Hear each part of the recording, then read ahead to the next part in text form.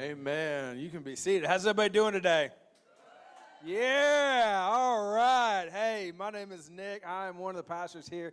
We are so glad you're here today. I want to welcome you. I want to welcome all those watching online with us on Facebook or the app or wherever you're at.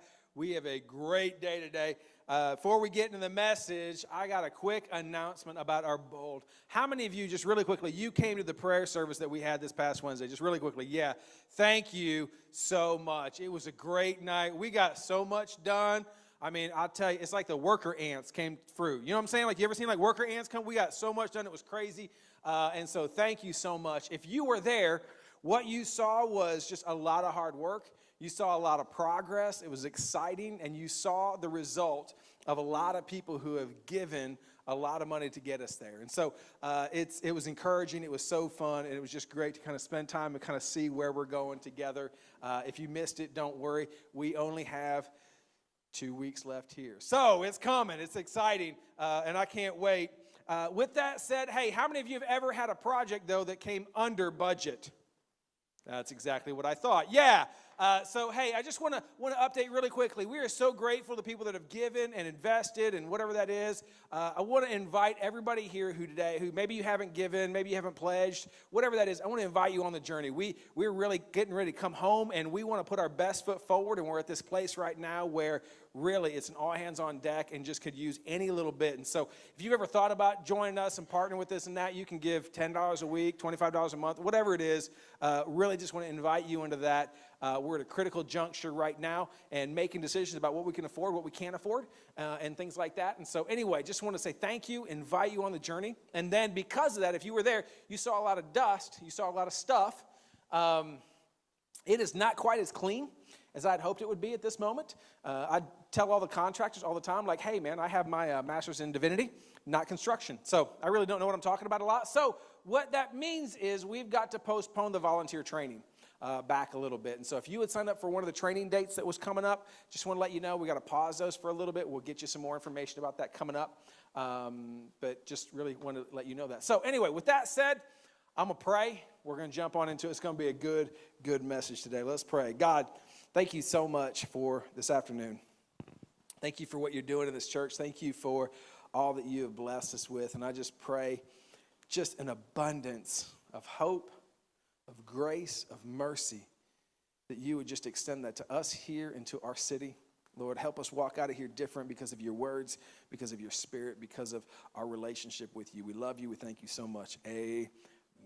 All right. Hey, let's roll. So real quick, poll question. How many of you in grade school or high school, you were like the A student that studied and did really good in school? Just raise your hand really quickly. Be proud. It's okay. It's okay to be a book geek. That's cool. Yeah, you know. Now, how many of you were like me and you didn't study until the last minute and you crammed it all in 10 minutes and got like, yeah, I see your hands. You are my people right there. Okay, that's all I'm saying. My people right there. Yeah, that was me all the time. I would do that. And I've come to realize that there are two types of people in school. There are the people that got the A's, and then there's the people that love Jesus. And I say that, here's why. Don't laugh at me. I'm serious. I say that because all the smart people didn't need Jesus in grade school. They were like, I got A, of course it's A. And you'd have to be an idiot to think it's B. Like, you know, and there's me over there going, Jesus, I think we need to talk about this. We haven't talked much, and I want to work on this. But while we're working on this, could you work on this? Because this is like I need a. Let's be honest, I'm not going to get an A. Okay, no one to believe that. Could I get a C? That'd be great. Could I get a C, please? You know. And I prayed a lot, and I'm blind right now because I looked right at that light. Okay, I got to look down for a second. You know, I would do that, and I think really growing up, I lived that. I played video games all the time. Anybody remember the game Super Tecmo Bowl? Yeah, 1, 2 people. Bo Jackson, greatest running back ever in that game, would own you. Yeah, I would play that all week, and then I would do what many you do. Many the times that I would do, I would pray at the last minute, and I would hope to really reap something that I didn't really sow into my life. I would do that all the time, and so what happens is I would not do as well on the tests that I would take as I wanted to. I wanted a good grade on the test. I wanted to do that, and yet my preparation for it didn't really present itself in my participation of the test. And it's a silly thing. I mean, I look back now and all those grades that I stressed over or whatever, I mean, nobody's ever been like, hey, Nick, what was your GPA in 7th grade? I'd like to know that. I'm trying to figure out whether I want to come to this church or not, and that's really important to me. Like, no one's ever asked me that. I was really stressing over the tests in there. But what I realize now as I've gotten older is, can we just be honest, the tests only get harder, don't they?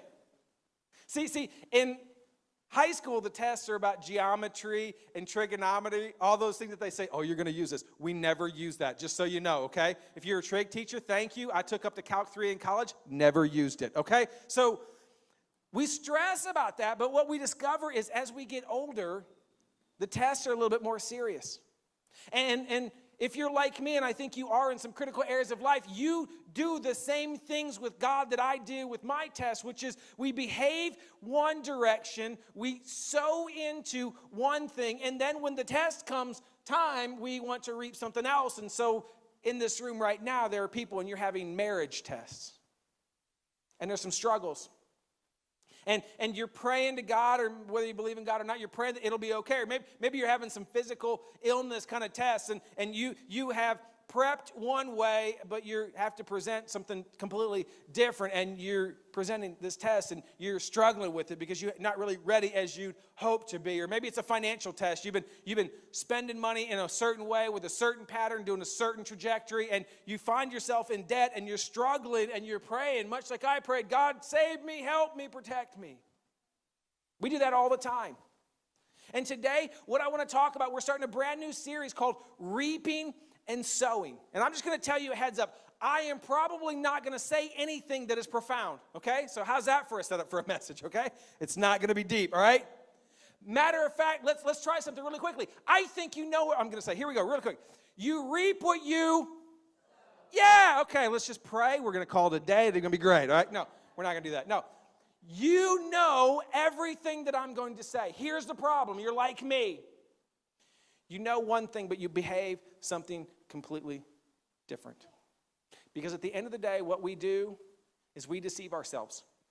Whether we want to admit it or not, we deceive ourselves. Whether you're in high school or whether you're way past high school and you're just kind of winding down in your life, we deceive ourselves.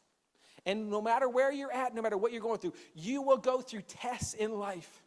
You will go, whether you're in a test right now, walking out of a test right now, or getting ready to walk into a test in the future, you will go through tests, and how you prepare for those tests are incredibly important. The seeds that you sow really do produce the harvest that you reap when it comes to that. And so today, I just want to look at a Bible verse. We're just going to look at one. We've looked at 3 in the first two sermons, but we're just going to look at one today. I think my projector's working. Oh, look at that. Man, money. We've had some technical difficulties today, and we have an amazing tech team that's killed it today. I want to look at one verse, really, just this one behind me. It's from a guy named Paul. He wrote it. He wrote it to a church, and there's so much in this. There's so much depth in this that you're going to unpack it. We're going to actually unpack this for the next few weeks, because today was supposed to be a one-off as part of our under review series. We're going to end it with this. We're going to take a second look. We're going to put this verse under review. And as I studied and I went deeper with it, what I realized is there's some really, really deep stuff here. And it came into this series that we're going to spend the next 3 weeks kind of looking at. So here we go. Galatians. If you don't have a Bible, here it is. Galatians chapter 6. Here's what Paul says. Do not be deceived. Why would he say that? Because of what I've already said. That while we know one thing, while we can say it, while you all know the answer, that you reap what you sow, we deceive ourselves, we tell ourselves lie, we say one thing, we behave completely differently, we deceive ourselves.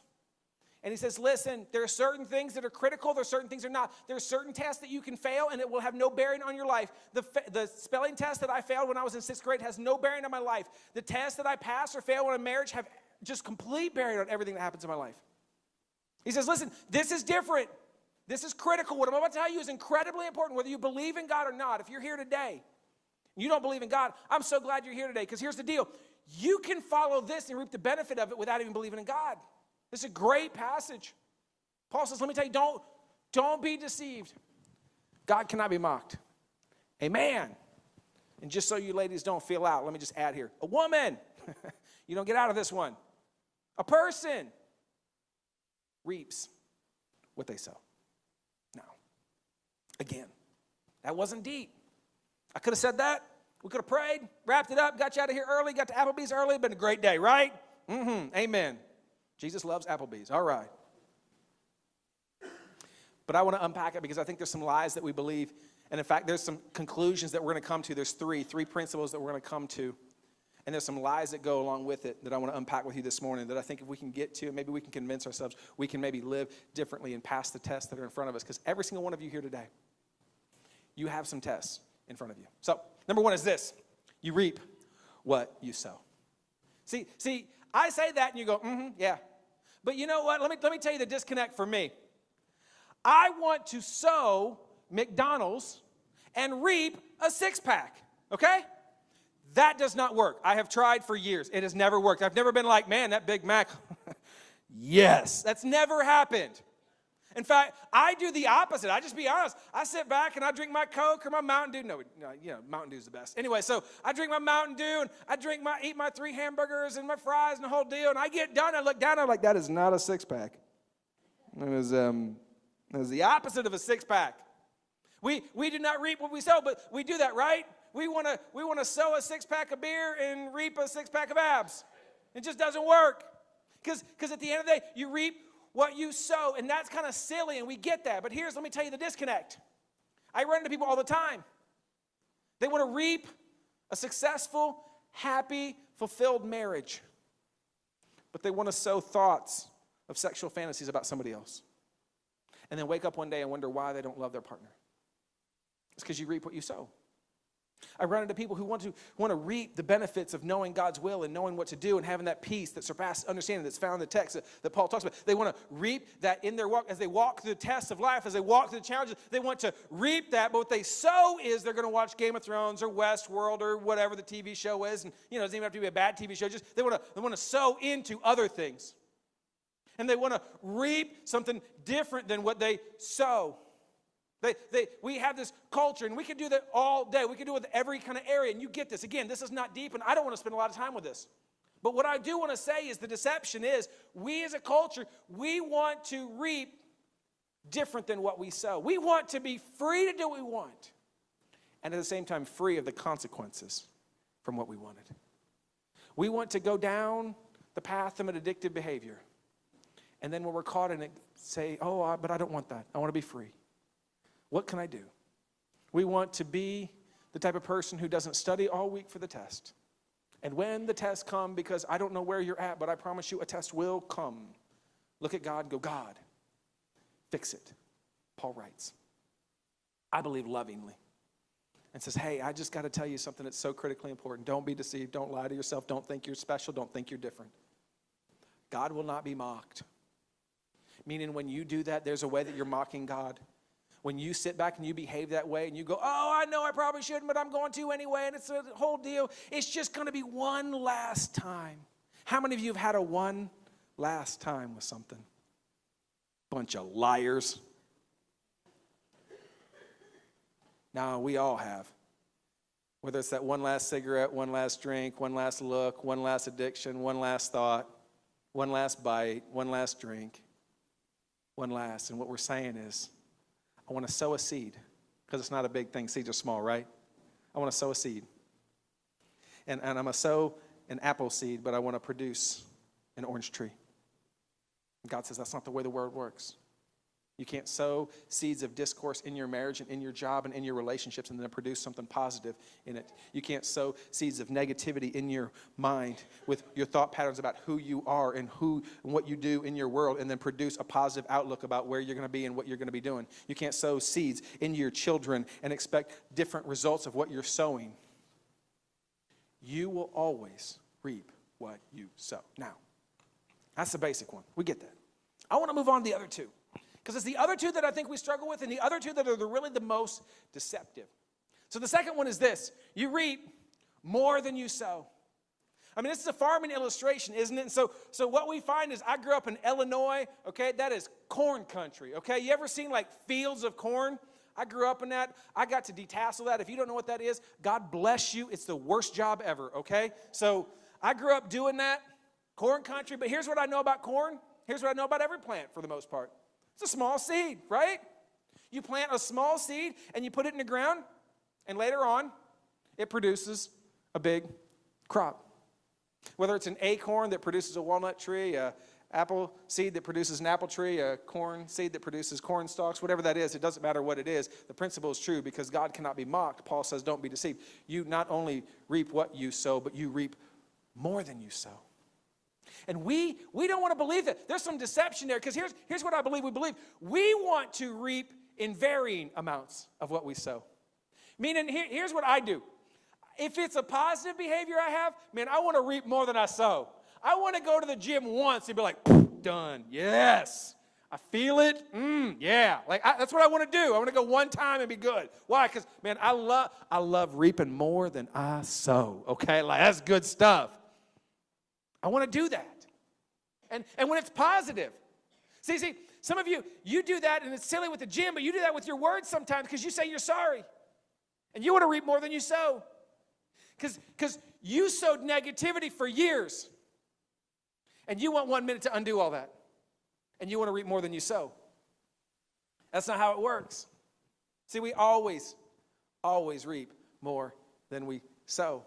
And so that's a great principle if you start to sow things. See, there's this thing with money, and we can probably all understand this. It's called compound interest. We learned that in high school if you went to a good high school. You learn the concept, and compound interest is this. You can start to slowly put away small amounts of money, small amounts of time, small amounts of whatever, and over time you spend $10 here, $10 here, $10 here, $10 here, over years and years and years and years and years. You wake up one day and you go, wow, I got a lot of money. You got a nice little nest egg. I got some money. Why? Because you always reap more than you sow. If you leverage this principle, again, you don't have to believe in God or not. You just leverage this principle. You're gonna be ahead. But we don't believe that. We leverage it for the positive, but I'll tell you, we mess it up when it comes to the negative. Because I have sat across from people who have spent years in marriages, and they've spent years sowing seeds of discourse, sowing seeds of negativity, sowing seeds of doubt in their marriage. And then they spent 6 years doing that, and they want to sit with me and in 6 weeks have it fixed. That's not how it does. That's unrealistic expectations. You always reap more than you sow. I want to give you 2 critical areas where this is so true. Number one is with your words. See, your words are seeds. See, what I'm saying right now is seeds in your world, hopefully, and it's going to produce something depending on the soil that's in your mind right now. That's a different sermon for next week, but the soil matters.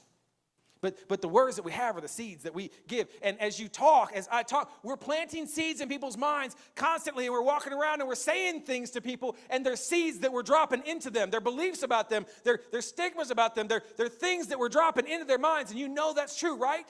And because it always reaps more than we sow, what happens is you drop a seed in somebody's world, and it changes them. It has the potential to really change them. If you're like me, you've had people say a word to you, maybe sometimes just one word, and it was a seed, and it changed your day. 3 seconds changed the next 30 days. I had a math teacher believe in me. The first time I took 7th grade.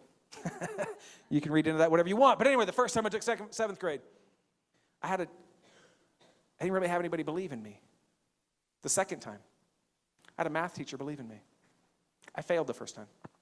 The second time, I finished that year with a 110 average. Her name is Miss Beck. I'll never forget her. She changed my academic career. I was in advanced math ever since then. Ended up taking Calc 3 in college. She's the first person to ever look at me and go, hey, Nick, actually, I know your grades represent one thing, but I know your mind is something different. I believe you could do this. And she started challenging me and seeing me differently. Her words were seeds that have changed the trajectory of my life academically. Your words are seeds. And we get to plant seeds, and we get to say things that change people's world. Proverbs says it like this, and I come back to it all the time, that in the tongue is the power of life and death. And what we say matters more than we realize.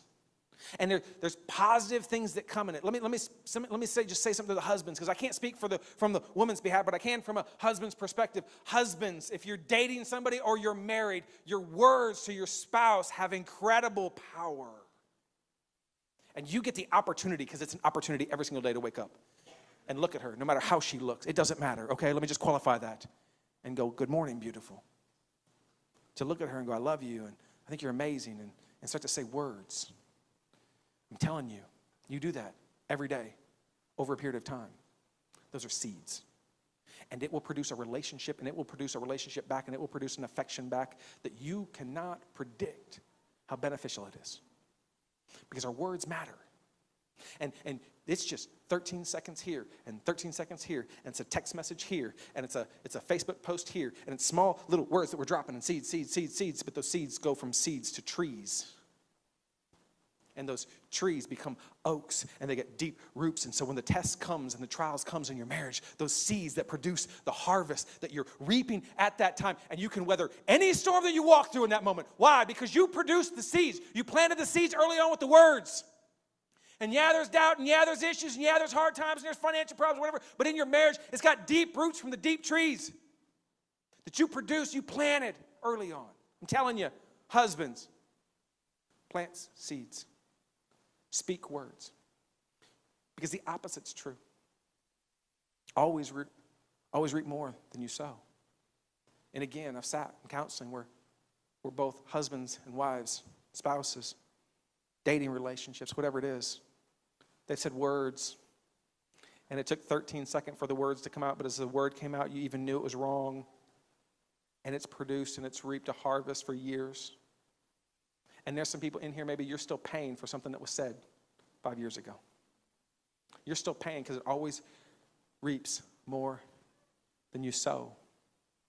See, this is one of the reasons in our marriage, my wife and I, Lisa, we never use the word divorce. Why? Because that's a seed. It's a seed. And we never want that to, we never even want to plant that seed. We never even want to plant that. Let's not even going to have that conversation, not even going to go there. Why? Because it always produces more, and we're not going to have that conversation with each other. It's just a seed, and our words matter. And we're not going to go there. It's always more than you want it to be. Always. Our words matter. Our finances matter. Our finances, man, listen, I'll tell you right now, our finances are seeds. This is why if you've ever boycotted a place, I'm not going to ask you to raise your hand, but so many people are, I'm not shopping there anymore, and you hear what they did, da, da, da. You know why they do that? It's seeds. Because they realize when I give them money for something, they're taking that money and they're going to do something else.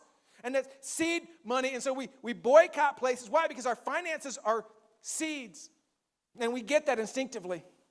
But it always produces more than we want it to sometimes. I had a family who believes in this church. I want you to know they believe in this church. They've watched us. They believe in the vision, and they're invested. And they grabbed me several months ago, last October or November, somewhere around there. And they looked at me and said, Nick, hey, we watch you online and we believe in you, and we want to invest in you as a person. And so they said, hey, would you be okay if we as a family pay for you and Lisa a free trip to Israel for 10 days? Would that be okay for you? I said, man, I need to pray about that. Yes. Yeah.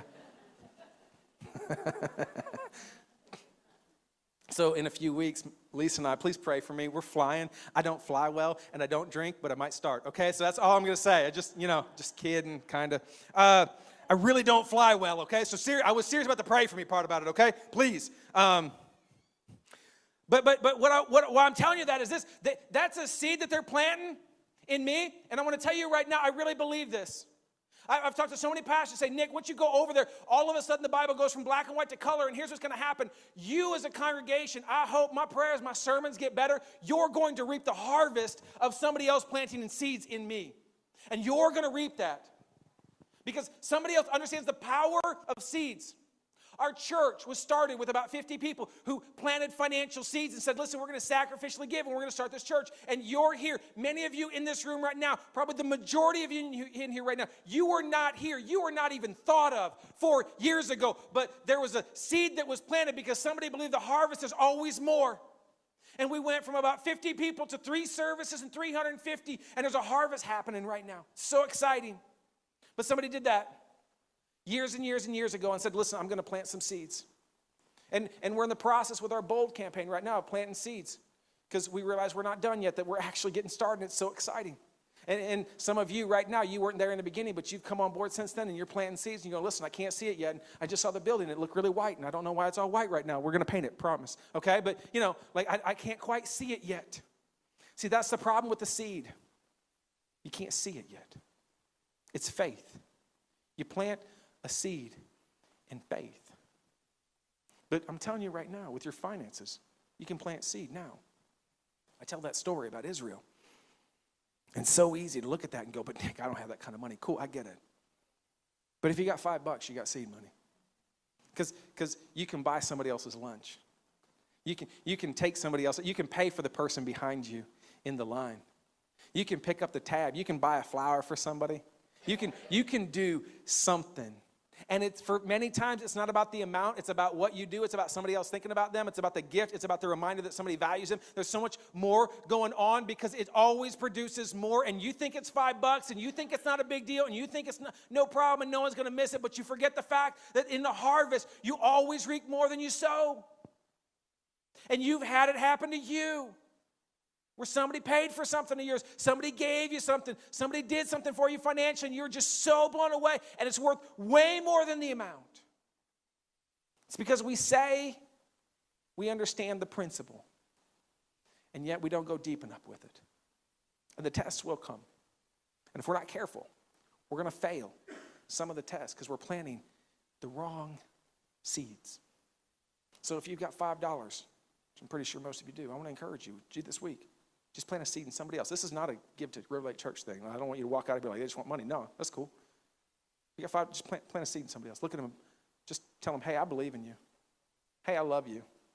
Hey, I was thinking of you. Hey, have you got an employee? Hey, listen, you do a great job. Can I buy you lunch? Now, it's McDonald's, so we're not going out nice. But, can I buy you lunch? And I listen to my pastor. Don't expect a six-pack either. But anyway, it's a great way. But like, speaking of McDonald's, would you like to listen to a sermon? Anyway, so it's a seed. It's a seed. It's a seed.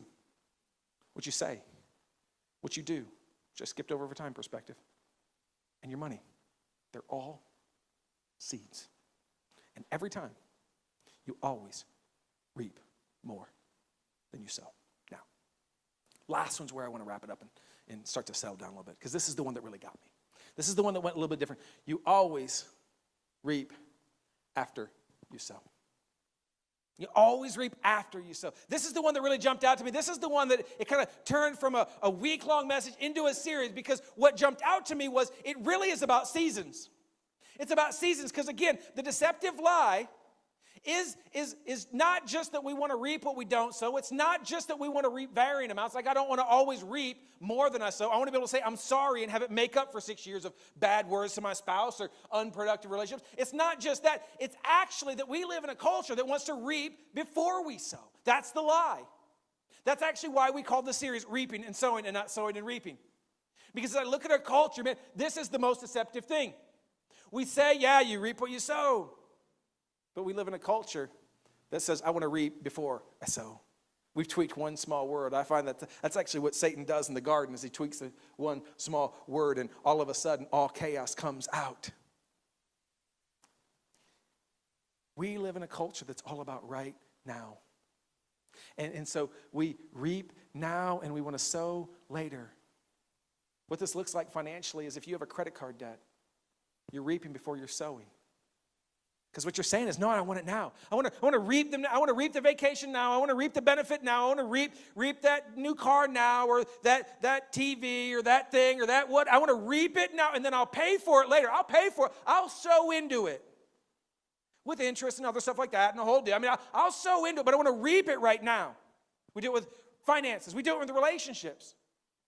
In dating relationships, we sit back and go, yeah, we'll get married later, but I want to reap the benefits of marriage right now. So we're going to sleep together right now. We're going to go through everything right now. Why? Because I want to reap before I sow. And we do all of these things relationally, financially, in all kinds of critical areas. And what happens is we think we're reaping, but I just want to pause here really quickly and say, listen, you're not really reaping.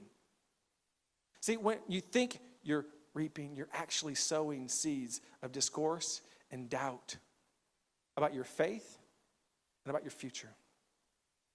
Because see, some of you thought you were reaping a harvest of stuff, and actually you were sowing seeds of financial debt, and you always reap more than you sow, and you always reap later than you sow, and so you fast forward 6 months, 6 years down the road, and you have so much financial debt that you can't get it figured out. You thought you were reaping a harvest in your marriage sexually with your partner, and you were going to get married, and it's not a big deal anyway, but some stuff happened and you really didn't marry that person, so you're on to the second person, the third person, the fourth person, whatever that is, and you're sleeping maybe with somebody right now, and you're doing that, and you're reaping the benefit of the marriage, and you really think, yeah, but I'm reaping it, and it's not a big deal, and no one's going to catch me, and what's the worst that can happen, and no one's going to get pregnant, blah, blah, blah. You got all these excuses and stuff like that, but what you don't realize is you're actually not reaping anything, you're sowing. You're sowing sexual and emotional and relational dysfunction that you have no clue you were doing into a future relationship. I have sat across from so many married couples who are broken. And one of my first questions is, did you sleep together before you got married? Because if you did, that messes things up. Because when you mess up the order, you mess up your future, period. And we have a culture that's all about, oh, no, I can have it now. No, you can compromise it now. No, you can take it now. But don't be deceived. God cannot be mocked. When you break his command, it always breaks you. And if you're here today and you've broken one of those two or some of the other ones, because there's so many other ones, I promise you, you're going to reap later in your marriage. You're going to reap later in your finances. You're going to reap later in your job. And it is not where you want it to be. Because God cannot be mocked. Because at the end of the day, it's about the seasons. See, if you don't know the right season you're in, you'll never take the right next steps you need to. I need to repeat that because some of you need to get that. If you don't know the right season you're in, you'll never take the right steps that you need to. And so what happens is when you're in high school, that's a season, right? You're in high school. And so that's a season where you need to be sowing seeds in your education. I did not do that, okay? But that's a seed, that's an area. And when you're 65, that's a different season, right? That's a different season. You should be at 70 reaping the benefits of the financial seeds that you sowed financially early on. But the problem is some of you didn't do that and you're struggling right now. All right, or the difference is some of you're in a season in your faith with God. And you don't recognize the seasons, and so you're trying to reap something, and you're trying to harvest in a season that really you should be waiting and watering. You're in that middle season, and you're frustrated. But you know what happens when you cut crops or pick up crops or pluck crops too early? They're good for nothing. There's some people in here, you don't recognize your right season.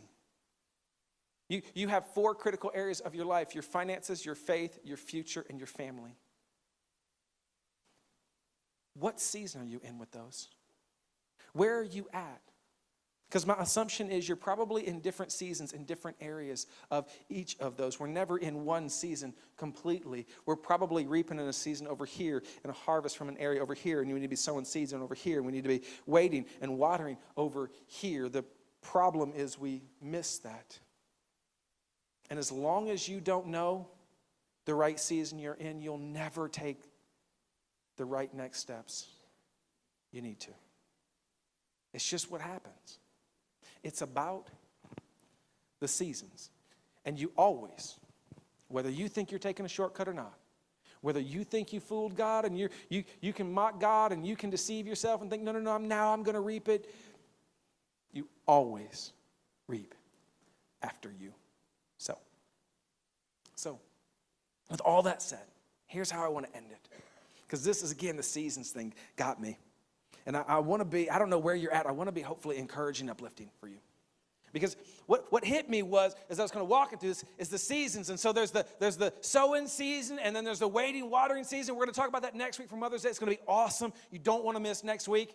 And then we're gonna hit the harvesting season, okay, in a few weeks, and we're gonna hit that on our last day here. And then, man, it's like God planned it, because I didn't for sure. We're gonna talk about the resting season when we don't have church that day, so y'all stay home and rest, okay? That's what we're gonna talk about. But there's the 4 seasons, and there's the resting season. But what really jumped out to me is this: that the seasons are cyclical. That wherever you're at, they're cyclical and they restart. And so no matter where you are, there's this reboot that happens all the time. In fact, they're not only cyclical, but there's something else. There's this curve that's a business term.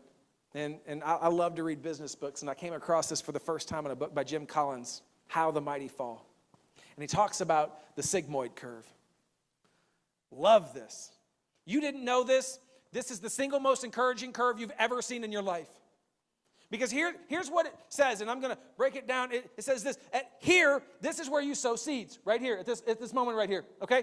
And you grow and you invest and you wait and you water and you wait and you water and you wait and you water. And at this moment, here's the deal, here's what happens: you reap a harvest. So if you want to look at Apple as a great example, because I love Apple and they love Jesus, I think. I don't know, but anyway, they sowed seeds in a culture over and over again. And we're different. And they were kind of on the side. And Microsoft was bigger, but they sowed seeds. And they started to grow. And all the God-fearing people have an iPhone in their pocket right now, okay? The rest of you, we'll pray for you. It's okay. Because you always reap what you sow. You always reap more than you sow, and you always reap later than you sow. That's what the deal. And you are here in every area of your life. You are somewhere in your faith, in your finances, in your future, and in your family. You are reaping the benefits of some stuff right here. You are here, whether you're good or bad. Why this curve is so important is this. The sigmoid curve tells us that if you want to be successful long term, at your peak, during the reaping season, you better start sowing some more seeds. Because eventually this season ends. And if you don't take care of it here, if you don't take care of it at your peak, at your highest, what happens is you go bankrupt. You fail the test eventually. This is why Toys R Us is going out of business, JCPenney's going out of business, Sears is going out of business, Kmart's going out of business. That's why they're all going out of business. Why? Because they didn't reinvent themselves. Because they quit sowing seeds. Because they're the best catalog. Because they're the only thing in town. Because why should we change? Everything's good. Some of you here, I want to caution some of you. You're here today and you're good. Like your world's good, your marriage is good, your finances is good. You're like, man, Nick, I sowed great seeds when I was 20. I sowed great seeds when I was 30. That's awesome. I'll tell you right now. What's next is being sown right now. What's next is being sown right now. And I just want to caution some of you that are good. It's not always going to be that way. There's going to be tests. And if you're not sowing the right seeds right now, if you're not sowing the right seeds in this season right now, I'm telling you what's next is being sown right now. And if you're sowing the right seeds, you're sowing the wrong seeds. You're sowing something either way. You're sowing something with your finances. You're sowing something with your words. You're sowing something with your time. You're sowing something. It just happens that what's next is being sown right now. And I want to challenge you, for those of you who are good, to start sowing your seeds into good areas, into fertile ground, into things that you believe in, and you say, yeah, that's a good investment. That's a good place to give. That's a good place to sow. I'm gonna verbally invest in that person. I'm gonna spend some time with them. I'm gonna breathe life into them. I'm gonna invest in them. But probably more importantly, I want to speak to those who are broken right now. Because there's some of you right now that you are maybe not in every area, but you got a critical area. You got a broken family. You got an addiction. You got finances, you got something, I don't know what it is. But you're reaping. You're reaping a harvest of some negative seeds you sowed days, weeks, months, years ago. And you feel lost. It's the best curve in the world. Because what I want you to know is the seeds that you sow today, this day, are going to reap the benefits for tomorrow. And wherever you find yourself at, you can sow new seeds. However broken your marriage is, I want you to know that you can get up tomorrow and look at that person and start to breathe life into them verbally. However messed up your finances is, and it feels like, there's no point, let's not even worry about a budget, who cares, and you know what, we're just not going to do that anymore, and whatever. Listen, you can start small amounts. God honors those who honor him. There is grace and mercy in what we do when we honor God. There's grace there. And it's so easy to look at the reaping. It's so easy to look at the gap and go, I'm here, and it's painful, and it hurts, and it's terrible. I'm just telling you right now, God won't be mocked. Don't be deceived, because you can be deceived in a positive way. You can be deceived just as much as a negative way. You can tell yourself, I'm too far gone. I'm too far gone for God. Nick, you don't know what I've done. You don't know my past. You don't know where I'm at. I'm telling you, don't be deceived. You can get out of debt. You can develop a relationship with God. You can go deeper. You can fix your marriage. You can get over that addiction. You can get past whatever you're going. There's some people in here, you got some mindsets that you held on to, and maybe somebody else sowed some seeds of negativity in you, or maybe you sowed some seeds of negativity in your mindsets, and you got some mindsets. and it feels like you can never get past it. It feels like you can never get past it, and you're reaping the results. I'm telling you right now, start to sow the seeds. Start to sow the seeds of what it is. See, part of the reason I'm sharing this with you, I want you to see something about River Lake Church. Because if you're a volunteer, I'm just going to own something really quickly. If you're a volunteer, it can be a little frustrating sometimes. And here's why. Man, we change things all the time, okay? All the time. You know why? Because when we're good, we better start planting some new seeds. And I've had volunteers look at me and go, Nick, why do we change everything? And, it's going good, and we were at one service, and it was fine, and we were at 2 services, fine, and we're at 3 services, and why do we need a building, and why do we need to change that process? And let's just keep doing Candy Jam and Let Hope in, and blah, blah, blah. Let's just keep it the way it is. I'm telling you, there's a reason. It's because we understand what's next. And what's next is being sown this day. And I want what's next in a positive way. I want to reach for the stars. I want to reach for the heavens. I want to dream big for God. And I want to continually, always, no matter what we're reaping, look and understand, man, I'm going to sow good seeds today. I'm going to sow seeds into the community. I'm going to keep giving. I'm going to keep serving. I'm going to keep loving. I'm going to keep doing that. Why? Because there's something next. And what's next is already being sown this day. So I don't know where today finds you. I don't know what you're walking through. I don't know whether you're good or you're bad. I don't know whether you're healthy or you're sick. I don't know whether you're happy and whole or you're broken and messed up. What I want you to know is there's a next day. There's a tomorrow. There's something new. And all it takes, all it needs is for you, no matter what you're reaping, to understand the seeds I sow today. They're always going to produce, and I'm always going to reap what I sow. I'm always going to reap more than I sow, and I'm always going to reap after I sow. Would you all stand with me? This week, I want you to do 2 things. Here's our next steps for you. I want you to, 1, evaluate every critical area of your life. Your family, your faith, your finances, and your future. I want you to evaluate what season you're in and where you're at in that, because you're probably in different seasons in different areas. And I want you to start to ask questions, and then I want you to start to sow some seeds in each area, no matter what's going on, whether you're in a harvesting or whether you're in a waiting. I want you to start to sow some seeds. And so in your walk with God, I want you to start to sow some new seeds with God. I want you maybe to develop a different habit, maybe start to do a different thing. Maybe you're really good with God, and you're like, man, Nick, things are good. I don't know what I can do. Well, maybe fast, or maybe pray longer, or read more, or memorize some scripture. Maybe you've never done that. I don't know. Develop a different discipline. I don't know what it is, but I want you to go deeper with God, or maybe you're far from God. I want you to know you being here today is a seed. I want you to know your commitment to coming back next week's a seed. I want you to know getting up tomorrow morning, maybe reading your Bible, maybe going home today, reading your Bible, that's a seed. It's always going to produce more. It's always going to produce later. It's always going to produce what you sow.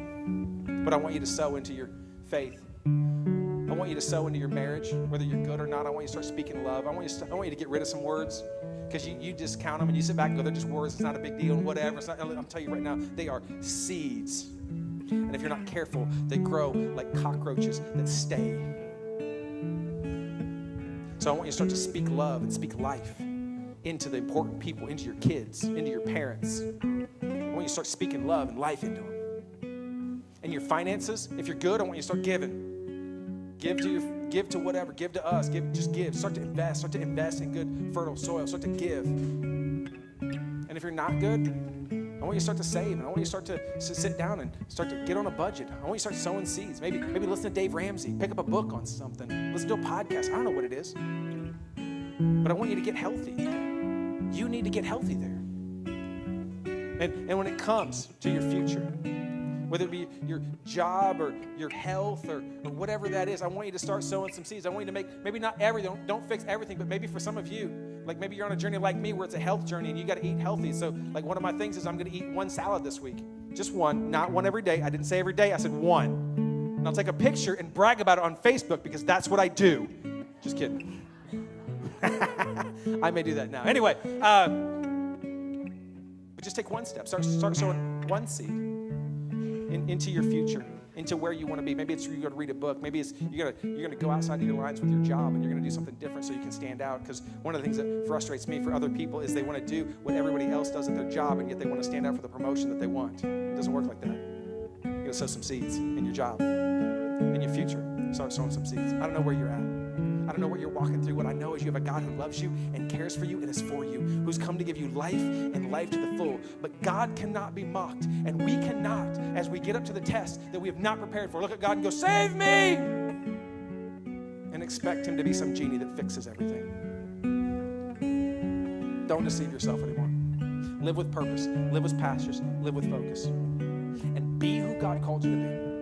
Let's pray. Get you out of here. God, I thank you so much for this principle. I thank you that it's true, that it's reliable, that we can depend on it. I pray that you would let it change us today, and as we continue this series over the next several weeks, I pray that we would be a people who sow good seeds, that we would be a people who really embrace and run towards you, that we would start to live, give, serve, honor other people, speak with kindness to other people, walk in your ways, trust in your paths, and be who you called us to be. God, we love you and we thank you so much. Amen. God bless. Have a great week. We'll see you next Sunday. Our great God, almighty warrior, our great God, you go before us, our great God is on our side.